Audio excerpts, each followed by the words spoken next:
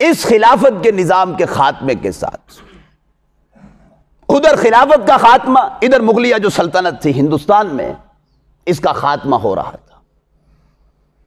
شاہ ولی اللہ نے انگریز کے خلاف تحریک جہاد اٹھائی، پھر شاہ عبدالعزیز محدث دہلوی نے ہندوستان کو دارالحرب قرار دے کر انگریز کے خلاف علم جہاد بلند کیا، اسلامی نظام کی بحالی کے لیے سید احمد شہید اور شاہ اسماعیل شہید کی تحریکیں اٹھی، اور پھر مسلمانوں نے سرحدی علاقوں سے اسلامی نظام کے غلبے کی جد و جہد کرتے ہوئے بالآخر یہ دونوں شخص سید احمد شہید اور شاہ اسماعیل شہید اپنے رفقا سمیت بالا کوٹ کے پہاڑوں پر آ کر شہید ہوئے۔ پھر اس کے بعد شیخ الہند کی تحریکیں اٹھی جمعیت علماء ہند کے نام پر اسلامی انقلاب کے لیے۔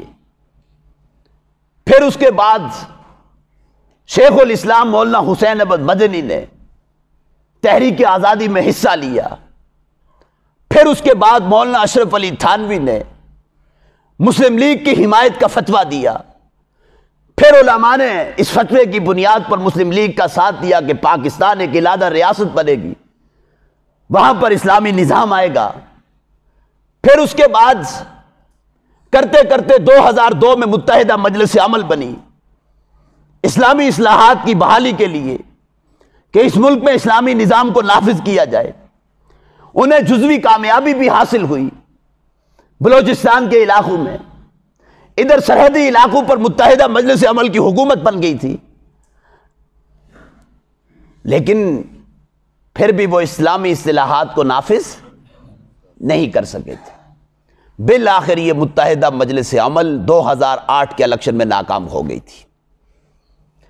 خلافت کی محرومی کے بعد صرف بر صغیر پاک و ہند میں احیاء اسلام کی تحریکیں نہیں اٹھی۔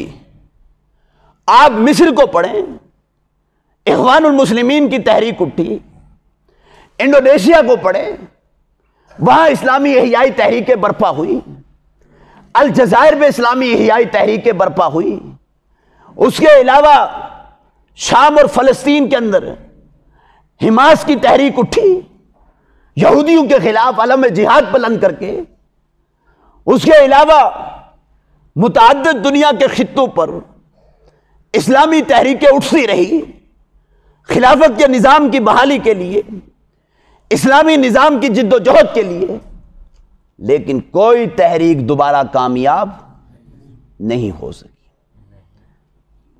یہ ساری باتیں کر کے میں آپ کی توجہ تھوڑی دیر کے لیے اپنی طرف لینا چاہتا ہوں۔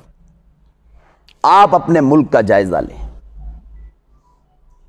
جماعت اسلامی کا نعرہ اسلام کے غلبے کا نعرہ ہے کہ نہیں؟ بولیے۔ اگرچہ وہ اب پھسل چکے ہیں، انہوں نے جمہوریت کا راستہ اختیار کر لیا، حالانکہ ابتدائی ان کے منشور میں جمہوری راستہ نہیں تھا، یہ انقلابی راستے سے آنا چاہتے تھے۔ یہی وہ وجہ تھی کہ ڈاکٹر اسرار ان سے جدا ہو گئے تھے۔ انہوں نے پھر تنظیم اسلامی کے نام پر علیحدہ انقلابی جد و جہد کی تھی، اور بڑی حد تک انہوں نے لوگوں کو اپنا موقف اور اسلام کا اصل نقطہ نظر سمجھانے کی کوشش کی۔ اسی طرح جمعیت علماء اسلام ایک بڑے وقت سے اسلام کے غلبے کی جد و جہد کر رہی ہے جمہوری راستے سے، اور اس کے علاوہ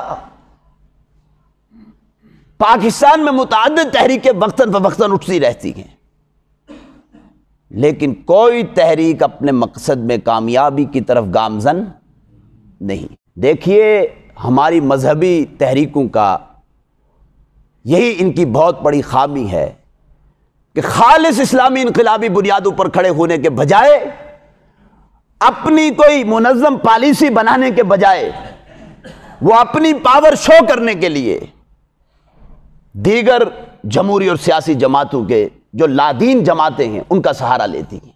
ان مذہبی لوگوں کو چاہیے تھا کہ یہ اپنی ایک منظم اسلامی انقلابی جد و جہد کرتے، اپنا ایک پلیٹ فارم بناتے، یہاں اس ملک کے اندر اسلامی لوگ اور اسلام کے خیر خواہ اور اسلامی انقلابی جذبہ رکھنے کے اتنے وافر مقدار میں موجود ہیں۔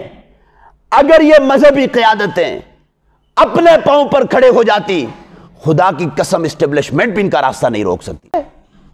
کیوں نہیں اسلامی انقلابی جد و جہد کے اوپر آتے کہ جو آج سے 1400 سال پہلے جس طرز پر حضور نے انقلاب برپا کیا تھا؟